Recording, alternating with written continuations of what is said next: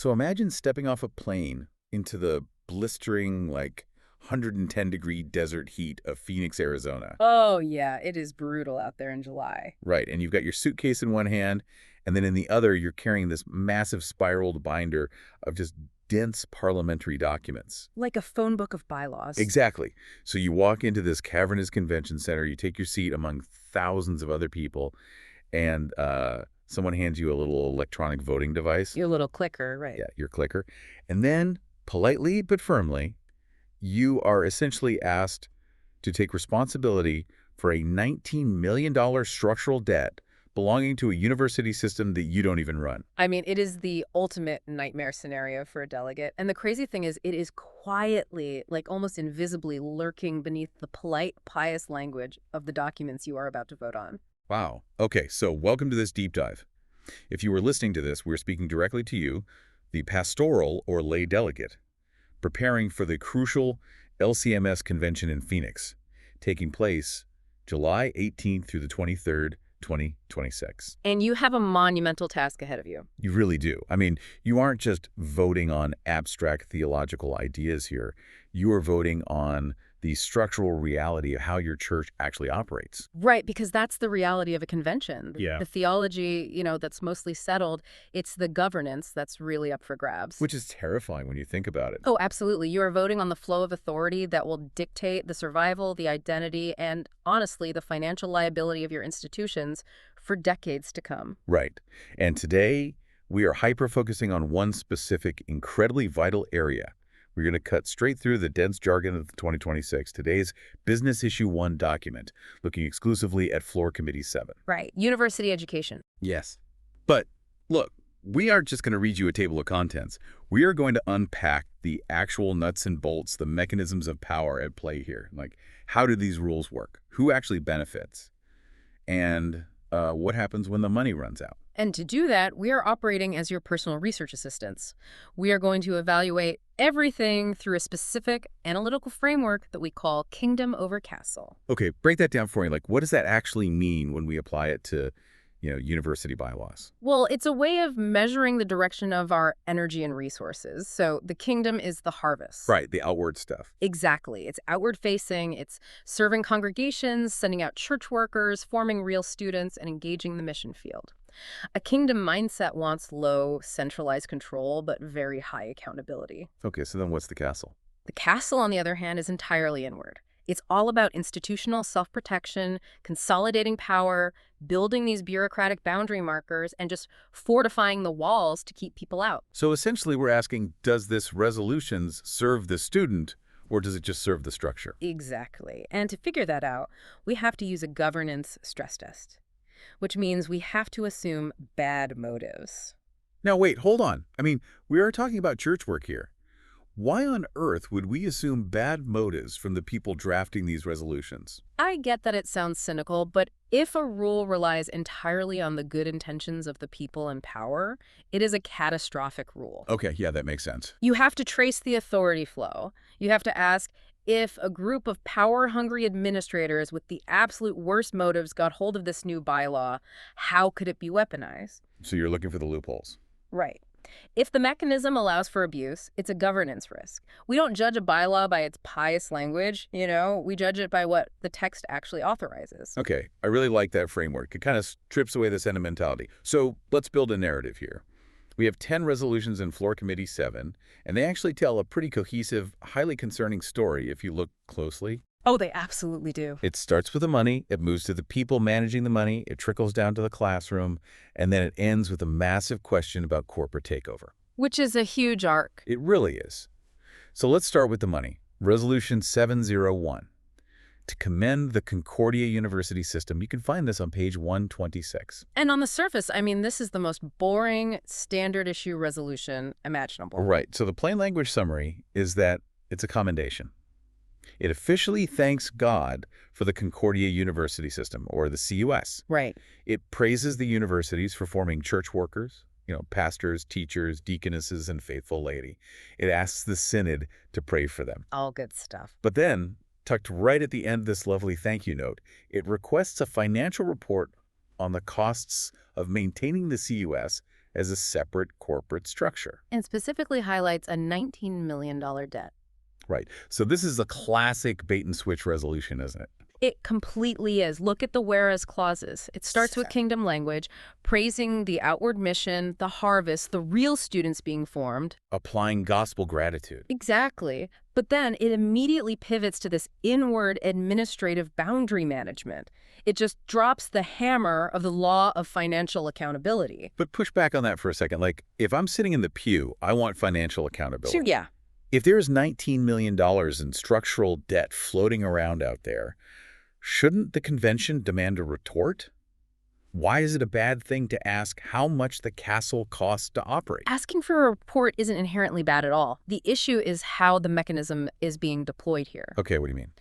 By hiding a demand for a debt report inside a routine commendation resolution, the floor committee is establishing a baseline for a much larger narrative. Oh, I see. They are signaling to the delegates, hey, we love these schools, but they are a massive financial liability.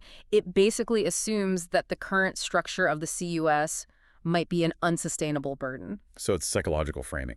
Completely. It's planting a seed of doubt about the financial viability of the independent university structure, which, spoiler alert, they are going to use later in Resolution 708 to justify a potential corporate takeover. Precisely. If we apply our stress test and assume bad motives, this isn't just about transparency. It's about leveraging the fear of a $19 million debt to consolidate control. And the text doesn't even actually clarify who is ultimately responsible for that debt. No, it doesn't. It just hangs it out there like a sword of Damocles. Wow. So for the delegate on the floor, what does this actually mean? I mean, it doesn't change a bylaw, right? It doesn't change a bylaw, which is exactly why it will probably end up on the consent calendar and pass without debate. Swept under the rug. Right. But for you, the delegate, this is your wake-up call. When you see this, you need to understand that the battle lines over university autonomy and synodical control are being drawn on financial grounds. So the question being asked is, are congregational mission dollars funding a top-heavy corporate structure in St. Louis, or are they funding students on campus? That is the fundamental question. Which naturally brings us to the next massive issue. If we have this complex, financially strained university system, who is actually running it on the ground? And that leads us to Resolution 702 to amend bylaw 3.10.6.2.2, found on pages 126 to 127. Right, so this moves us from the balance sheet to the boardroom. Exactly. The plain language summary here is that this resolution changes the rules for how members of the local university boards of regents are trained. Right. It mandates timely completion of training, it allows for remote training options, and it requires nominees to review their responsibilities before taking office. To really understand the stakes here, you have to understand what a board of regents actually does. I mean, these are volunteers. Right, they aren't paid staff. No, they are local business owners, pastors, lay leaders, and they are suddenly thrust into a role where they have profound legal fiduciary duties under state law to keep a modern university solvent. While simultaneously having ecclesiastical duties under church bylaws to keep the university doctrinally orthodox. Yes, it is an incredibly high-wire act. And the whereas clauses raise a legitimate capacity issue here. I mean, governing a university involves navigating accreditation with the Higher Learning Commission, managing massive legal liabilities, dealing with enrollment cliffs. All while protecting the confessional basis of the school. Right. The assumption in the text is that better trained regents will better protect both the legal standing and the Lutheran identity of the institution. And honestly, that assumption is fair, and I will actually praise one part of this, the allowance for remote training. Oh, right, because people are busy. Exactly. That is a bridge-building move. It shows respect for the volunteers' time. It's a really rare example of low control and high accountability, saying you don't have to fly across the country for a seminar, but you do need to know the material. But, okay, let's run the bad motive stress test on this. Where is the governance risk in standardizing training? Well, If I'm a delegate, I'm thinking, of course they should be trained. We don't want a local board going rogue and ruining a school. the risk is entirely in the authority flow. Who controls the content of the training? Right. If the Central Synod in St. Louis tightly controls exactly what these local regents are taught, the training becomes a mechanism for compliance, not empowerment. Explain how that works in practice. Like, what does weaponized training actually look like? Let's say you have a training module on fiduciary responsibility. Okay. Does the training teach the regent that their primary legal duty is to the survival and vitality of the local university and its students? Which is standard corporate law. Right. Or does the training subtly redefine fiduciary duty to mean absolute compliance with the National Synod Board of Directors? Oh, wow. Yeah. If the training is controlled by people who favor centralization, they can essentially program the local regents to act as branch managers for St. Louis, rather than independent stewards of a local educational mission. That is fascinating. It's basically institutional boundary management masquerading as continuing education. Exactly. The resolved action changes the bylaws to enforce this training, but it leaves the control of the content completely vague. So as a delegate, you really need to be at the microphone asking, who writes this curriculum? Yes. Is there a sunset clause to review its effectiveness and, critically, who is paying for it? Right, because if this is just an unfunded mandate to force local volunteers to sit through synodical compliance videos, it doesn't help a single student. Not one. And that tension between local university survival and synodical mandates just explodes into full view in Resolution 703. Oh, big time. To amend bylaw 3.6.1, pages 127 to 128. This is where the theoretical boardroom debate becomes a real-world crisis. This is the absolute bleeding edge of the castle versus kingdom battle. So the plain language summary is that this resolution adjusts the responsibilities of the National CUS Board of Directors regarding their oversight when a local university wants to discontinue a church worker program. Right, so we are talking about programs that train future pastors, teachers, or directors of Christian education. Okay, let's paint a picture of why this matters so much. Let's do it. Let's say you have a local Concordia university. They have a pre-seminary program with exactly 4 students enrolled. Okay. But keeping the specific faculty and infrastructure for that program costs the university, say, $400,000 a year. Which is a massive loss. Huge. Meanwhile, they have a nursing program with 400 students that is actually keeping the lights on. Right. So the local Board of Regents looks at the balance sheet and says, we're going bankrupt. We have to cut the pre-sem program to survive. But the Synod, sitting at the national level, looks at a massive existential shortage of pastors across the country and says, absolutely not. We need every single worker. You cannot close that program. Exactly. So who wins? Right. Under the current tension, it's just a standoff. And the whereas clauses assume that the local university's financial reality is somehow hostile to the Synod's missional need, the CUS board basically wants the authority to veto the local university's decision to close the program. Well, let me play devil's advocate here. Go for it. If these are Concordia universities, shouldn't their primary reason for existing be to train workers for the church? I mean, if they just become generic secular nursing schools with a Lutheran nameplate, haven't they lost their identity? That's the argument, yeah. Doesn't the Synod need this oversight? Look, the Synod absolutely needs church workers. That is the kingdom goal. But you have to look at the mechanism. Oh. If the National CUS Board has the power to force a local university to keep a financially disastrous program open, but the CUS Board does not provide the funding to cover those losses, what happens? The university goes bankrupt. Exactly. And when the university goes bankrupt, all the programs close. Oh, right. The nursing program, the business program, the pre-sem program. Everything is gone. This is high control with zero financial accountability. It treats the local university like a castle that exists solely to serve the synodical structure, rather than an educational institution that actually needs to survive in a brutal higher education market to serve its students. That is a terrifying governance risk. So what does the resolved section actually do here? It changes the bylaws to clarify this oversight role, but it heavily tilts the authority flow toward the National CUS Board. It basically strips away local autonomy. So what is the floor action for a delegate here? Like, how do you fix a bylaw that could literally force a school into a financial death spiral? You propose an amendment. You step to the microphone and move to amend the text so that local universities are only required to consult with the CUS Board, rather than get explicit permission to discontinue programs. Or what if you mandate that if the CUS Board vetoes a closure, the Synod has to financially subsidize the program to keep it running? Yes, you cannot decouple decision-making power from financial liability. That is a phenomenal piece of advice. Connect the power to the wallet. Always. Okay, so we've talked about the money, we talked about the board and the programs. Now let's talk about the people actually standing at the front of the classroom in those programs. Right, the faculty. This brings us to a pair of resolutions regarding the hiring process. First, Resolution 704.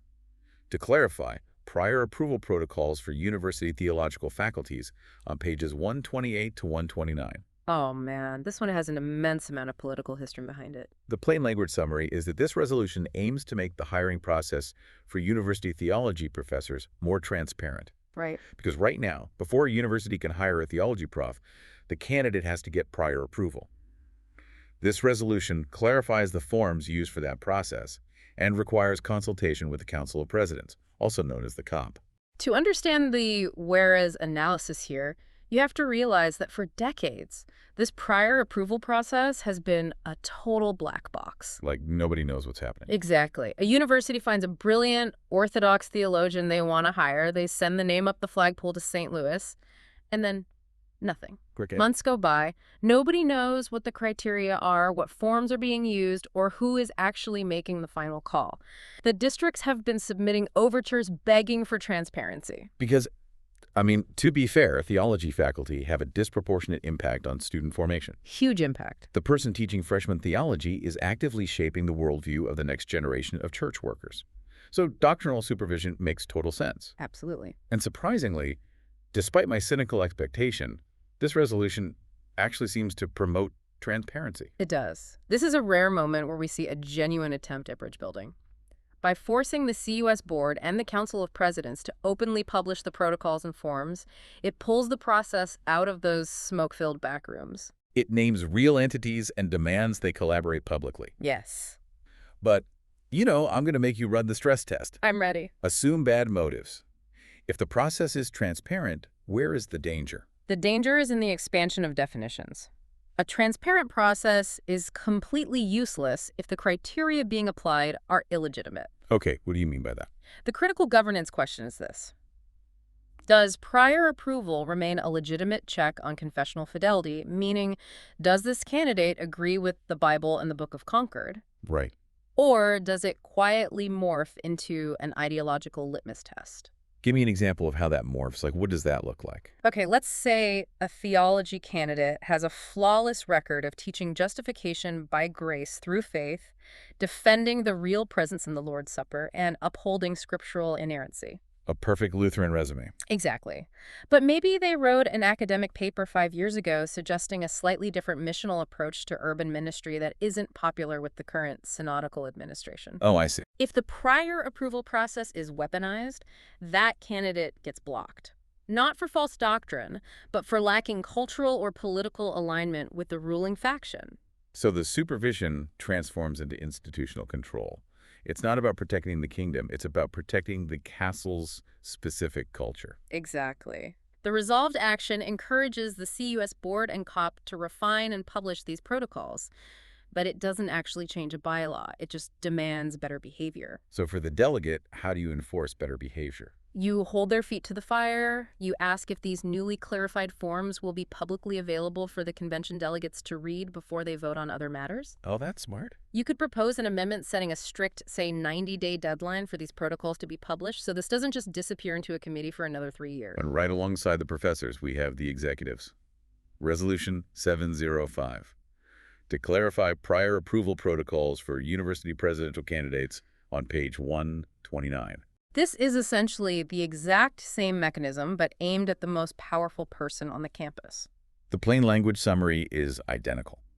Clarify the prior approval forms in process, but this time for the hiring of university presidents. The whereas clauses here raise massive institutional leadership concerns. The president of a university is the CEO. Right, they aren't just teaching classes. No, they are managing multi-million-dollar budgets, courting major donors, navigating federal Title IX regulations, and trying to keep the school culturally relevant while maintaining its Lutheran identity.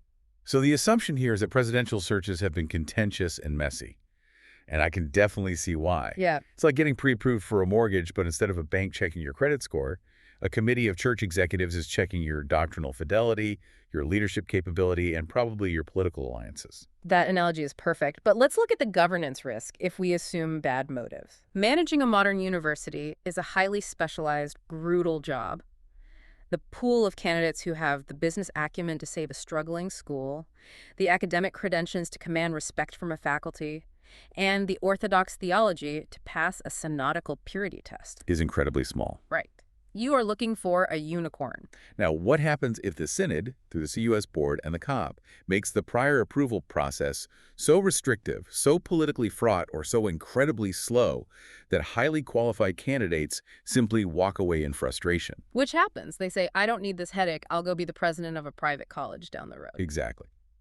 If the mechanism is used to tightly control who is even allowed to interview, it limits the local Board of Regents from finding the visionary leader they desperately need. So we have to ask, are we prioritizing strict bureaucratic compliance over the actual competence required to keep the university from closing its doors? The resolved action clarifies the protocols and pushes for publication. Again, it's about behavior, not bylaw changes. So for the delegates, you need to demand clarity on the division of labor. If the CUS board approves a candidate, but the Council of Presidents rejects them, who wins? Right. You cannot have a highly qualified presidential candidate caught in a political turf war between two different synodical entities while the local university is bleeding out waiting for a leader. Okay, we've covered the boardroom and the hiring process. Let's walk out of the administration building and head over to the campus chapel. This is where it gets real. Because this is where theology hits the daily life of the student. Resolution 706. To encourage university worship practices that form students to be faithful to scriptures and Lutheran confessions. Pages 129 to 131. This is where abstract governance meets the deeply personal, cultural reality of student life. The plain language summary is that this resolution strongly urges Concordia universities to ensure that their chapel services are scripturally faithful, grounded in the Lutheran confessions, and that they utilize historic orders of service. Let's unpack the whereas clauses on this one. The core theological assumption here relies on the ancient phrase lex orandi, lex credendi. The law of praying is the law of believing. Or, as we pray, so we believe. The resolution assumes, quite rightly, that the daily worship practices a student experiences in chapel will heavily form their long-term theological identity. Which is absolutely true. I mean, if you sing shallow, me-centered theology for 4 years, you're going to graduate with a shallow, me-centered theology. Precisely. But here's my challenge on this one. This resolution isn't just saying worship Jesus. It is highly specific. It is urging the use of historic orders of service. Right. It's heavily distinction-keeping. It wants the chapel to look and sound a very specific way. Doesn't that cross a line? It absolutely crosses a theological line if it becomes a mandate. How so? Well, if you read the Lutheran Confessions, which this very resolution claims to uphold, specifically Article 7 of the Augsburg Confession, it explicitly states that it is not necessary that human traditions, rites, or ceremonies instituted by men should be everywhere alike. Interesting. There is supposed to be freedom in adiaphora, things neither commanded nor forbidden by Scripture. So, mandating a specific historic liturgy is actually contrary to the confessions it is trying to protect. If it operates as a law-based mandate, yes. Okay, so let's apply the bad motive stress test here. Right. The resolution mentions the Lutheran Mission Outcome Standards, the LMOS. Which are the standards by which the Synod officially evaluates the universities. Right. So the question is, how are these standards actually applied on the ground? Yeah, how does an LMOS evaluation even work? Okay, a visitation team from St. Louis flies to the campus. They sit in the back of the chapel. They interview the campus pastor. They look at the worship bulletins. Like a spiritual audit. Exactly. Now, what happens if a brilliant missional campus pastor is using a slightly modified contemporary service to reach a 19-year-old freshman who has never opened a Bible in their life? Right. The pastor is preaching pure law and gospel, but he isn't using page 15 out of the historic hymnal. Does the visitation team fail the university on their LMOS evaluation just because of the style of music? That is the exact governance risk here. If the LMOS is weaponized, it elevates a specific cultural preference for traditional liturgy to the level of absolute doctrine. Wow. It punishes creative, contextual, outward-facing campus ministry that is actually succeeding in reaching unchurched students. It forces the campus pastor to manage institutional boundaries rather than ministering to the actual human beings sitting in the pews. Exactly. Now, the resolved action here is technically an encouragement. It tasks the CUS board and local committees to foster this consistent worship. But you and I both know that in synodical politics, an encouragement from the convention floor is often treated by administrators as a strict mandate during an evaluation. Oh, 100%. So for the delegate, you have to ask how universities will be permitted to balance historic liturgy with contextual creativity. What's the floor action? A great floor action would be an amendment requiring the visitation teams to include active local parish pastors who understand contextual ministry. That ensures the evaluation is done with theological nuance rather than just a rigid bureaucratic checklist. That makes total sense. Yeah. And that flows perfectly, and I mean causally, not just sequentially, into the next resolution. Right. Because if the Synod is going to judge a university on its Lutheran identity in chapel and in the classroom, they need to know what that identity actually is. Which brings us to the most ironically titled resolution in the entire document. Yes. Resolution 707. To clarify Lutheran identity in connection with the Concordia universities, page 131. If the last resolution was about how Lutheranism sounds, this one is about what the word even means. So the plain language summary here.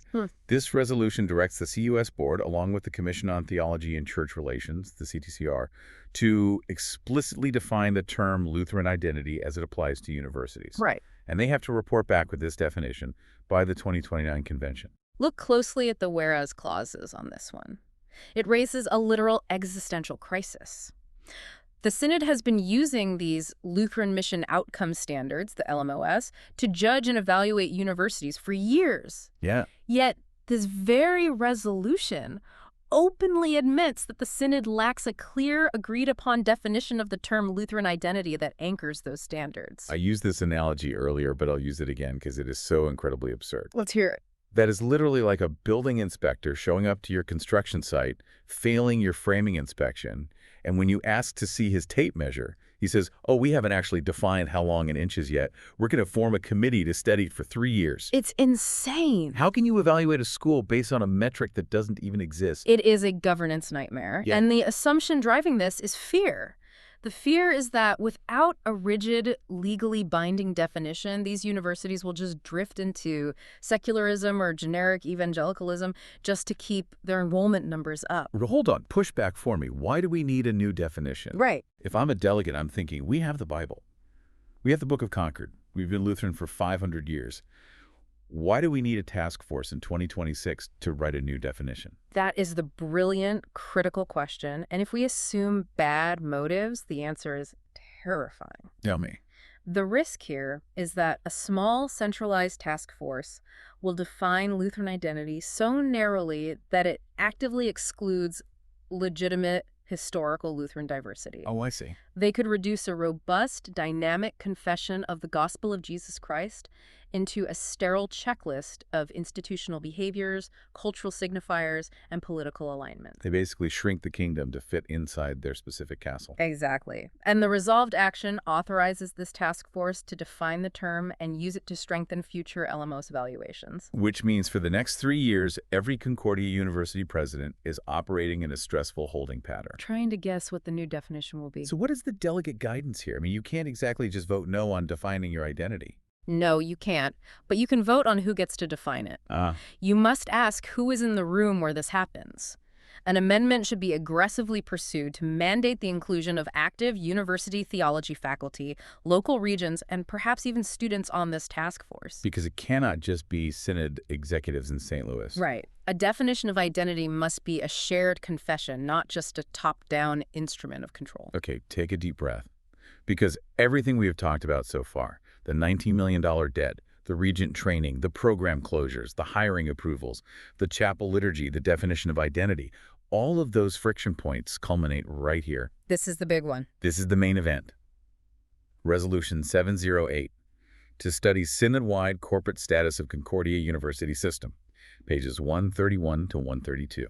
This is the resolution where the abstract battle over authority becomes a literal battle over real estate, assets, and corporate survival. The plain language summary is that this resolution commissions a $75,000 study to analyze whether the Concordia University System should be completely dissolved as a separate corporate entity and converted into a Synod-wide corporate structure, centralized under the Synod Board of Directors. Whereas clauses here are apocalyptic. They raise massive legal, financial, and university governance issues. Pointing to monumental shifts in higher education. Right. They talk about accountability and legal liability. And the staggering thing here is the context. Hmm. The Synod literally just restructured the governance of the CUS at the 2023 convention. Less than 3 years ago. It hasn't even been 3 years. And now they want to spend $75,000 to study tearing it down and restructuring it again.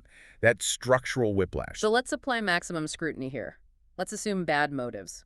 Why would you spend $75,000 to study tearing down a system you just built? She didn't get enough control the first time. Exactly. Even the president's report noted that the university presidents desperately want more time before facing another restructuring. Because stability is the most precious commodity a university has. Yes, you cannot launch a 10-year capital campaign to build a new science center if your donors think the governing body is about to be dissolved. You cannot recruit a top-tier president if they think their boss is going to change next year. No. But let me defend the Synod for a second. We saw Concordia University Portland go bankrupt and close. We are seeing other schools struggle. True. If a university fails, there are massive pension liabilities, creditor lawsuits, property reversion issues. Doesn't the Synod Board of Directors have a fiduciary duty to study this corporate status so the entire LCMS doesn't get sued into oblivion? Isn't this just responsible risk management? Risk management is essential, I'm not denying that. But you have to look at the language of the resolution. There is a phrase buried in the text that completely gives away the game. What is it? It describes the goal of making the CUS operations, quote, easily assimilable, unquote. Easily assimilable. That is chilling. That's like the Borg from Star Trek.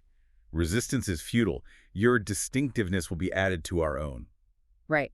It is a language of corporate takeover, not educational partnership. If you champion local grassroots university autonomy, that phrase is a massive red flag. So the governance risk here is that this study isn't a neutral due diligence effort. No, the risk is that it is a predetermined Trojan horse designed to strip local universities of their remaining property rights and centralize all assets under St. Louis control. And the resolved action authorizes the study, with the report due in 2029. So for 3 years, a dark cloud hangs over every local board of regents. For the delegate on the floor, you cannot sleep through this one. You need to interrogate that $75,000 price tag. Where is that money going? Who's getting paid to conduct this study? And more importantly, who is on the committee doing the study? Right. Delegates must propose an amendment to broaden the commission's membership. If the study commission is entirely composed of corporate Synod executives, the conclusion is foregone. You need local university regents, higher education financial experts, and faculty representatives on that commission. To ensure local voices aren't overpowered by a centralized power grab. Wow. Okay, moving from the threat of corporate takeover, we get a sudden, fairly jarring shift in tone. Resolution 709. To give thanks for work and Ministry of Concordia University, Ann Arbor, page 132. This is a much-needed pivot away from the castle and back to the kingdom. The plain language summary is that this is a straightforward, joyous resolution celebrating the Ministry of Concordia University, Ann Arbor, or CUAA. It commends its leaders, gives thanks for its work, and reaffirms support. And the whereas clauses here are beautiful. They raise a purely missional point. They highlight tangible, undeniable fruit of the gospel. Real baptisms, real vocations. Students being trained for church work and the massive impact on the Michigan district, it is entirely outward-facing. But because we are using our critical framework, is there subtext here? I know CUAA has been through the ringer recently. There is massive subtext. Concordia University Ann Arbor has gone through incredibly painful, highly publicized financial and governance crises recently, specifically regarding its complex structural relationship with Concordia University, Wisconsin. Right. There have been massive budget shortfalls, program cuts, and deep wounds in the local community. Many people in that region feel structurally abandoned by the broader synodical leadership. So, assuming bad motives, is this resolution just a political band-aid? That is the cynical interpretation. One could argue that this resolution is a cheap political pacifier. It costs the Synod nothing to say thank you. Right. Is it a genuine expression of thanksgiving, or is it an attempt to quiet a frustrated district with empty praise without offering any actual financial relief or structural support? Like, we won't help you pay your bills, but we will print a nice certificate of appreciation for you. Exactly. However, regardless of the political motivation of the drafters, the resolved action itself is purely positive. It commends and encourages. So for the delegate, there's no real battle to fight here. It's a consent calendar item.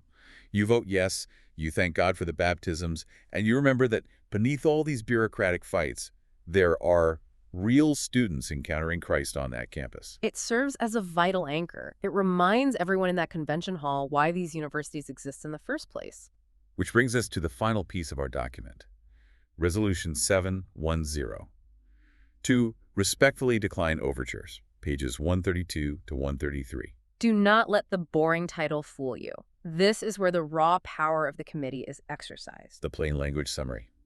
The floor committee lists all the overtures, which are the formal proposals submitted by local congregations, circuits, or districts over the past year that they have decided to reject. Right. They list the overture number, and they provide a brief, usually one-sentence excuse for why they're killing it. The whereas clauses simply state procedural realities. The committee claims an overture was too broad, or that the issue is already being handled by some internal board, so convention action isn't needed. Explain the mechanics of this. Why is this so powerful? Because this is the kill switch. Think about what an overture is. A local congregation spent months debating an issue. They drafted a document, voted on it, and sent it to the convention, desperately hoping the broader church would hear their voice. And by placing that overture on this decline list, the floor committee just silences that congregation. Exactly. They prevent the overture from ever reaching the convention floor for debate. The resolved action officially rejects them. It streamlines the convention schedule, which makes sense practically. You can't debate 500 overtures in 5 days, but it heavily disenfranchises the grassroots of the church. This is your final, most crucial piece of delegate guidance. You must read the list of declined overtures before you travel to Phoenix. Oh, that's good advice. If you see an overture on that list that you believe addresses a vital existential issue that the Synod needs to debate openly, you have parliamentary rights. What can a delegate actually do? You can step to the microphone, address the chair, and make a formal motion to extract that specific overture from the decline list and bring it to the floor for a vote. Really? Yes. It requires a majority vote from the floor, but it is your ultimate check against committee overreach. Do not assume the committee always gets it right. If they bury something important, dig it up. Wow. Okay. We have journeyed through all 10 resolutions. Let's zoom out and summarize the overarching narrative of Floor Committee 7. What we have uncovered here is a profound, high-stakes tug of war. It is the eternal battle between the kingdom and the castle. On one side, you have the desperate desire for local educational vitality. Universities trying to survive an enrollment cliff, trying to build creative, contextual ministries, and trying to manage their own balance sheets without being micromanaged into bankruptcy. Right. And on the other side, you have a massive push for synodical centralization, a demand for stricter doctrinal supervision, prior approvals for hiring, uniform worship practices, and a $75,000 study to potentially assimilate the entire corporate structure. The tension oscillates wildly. One moment we are beautifully giving thanks for baptisms in Ann Arbor, and the next moment we are threatening a corporate takeover with $19 million of debt hanging in the balance. So to you, the delegate preparing for the heat of Phoenix, you are the one holding the voting device. When you step up to that microphone, you have to cut through the jargon. You really do.